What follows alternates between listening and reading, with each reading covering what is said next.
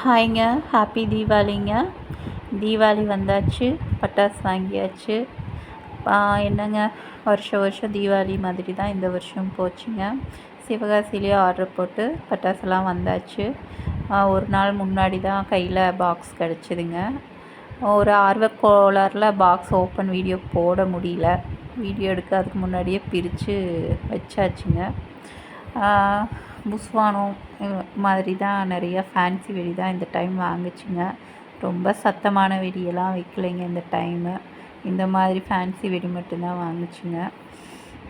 எனக்கு ரொம்ப பிடிக்கவே பிடிக்காதுங்க. பட்டாசு வெடிக்கிறதுனால எனக்கு ரொம்பவே பிடிக்காது. ரொம்பவே பிடிக்குங்க எங்கள் வீட்டில் இருக்கிறவங்க 2 பேர்த்துக்கும். பட்டாசுனால் எப்படி தான் இருக்குன்னு தெரியலைங்க. ஸ்வீட்டு, கறிக்குழம்பு இதை விடவே அவங்களுக்கு இது பட்டாசுனால் ரொம்ப பிடிக்குங்க.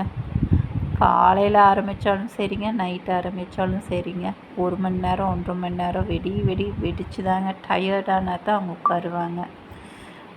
நம்மலாம் சின்ன பொண்ணாக இருக்கும்போது ஸ்கூலுக்கு போயிட்டு வந்துட்டு, டியூஷன் போயிட்டு வந்துட்டு, அந்த ஒரு கொள்ளு பட்டாசும் அந்த கன்னும் வச்சு டொடக்குன்ட்டு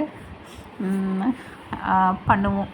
அது ஒரு சந்தோஷமாக இருக்கும். அப்போ மிஞ்சி போனால் சங்கு சக்கரம், புஸ்வானம், கம்பி மத்தாப்பு தாங்க.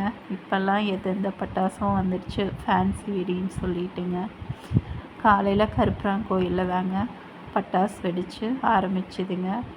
ரொம்ப நல்லாவே நோம்பி முடிச்சுது. நாளைக்கு பார்க்கலாம்.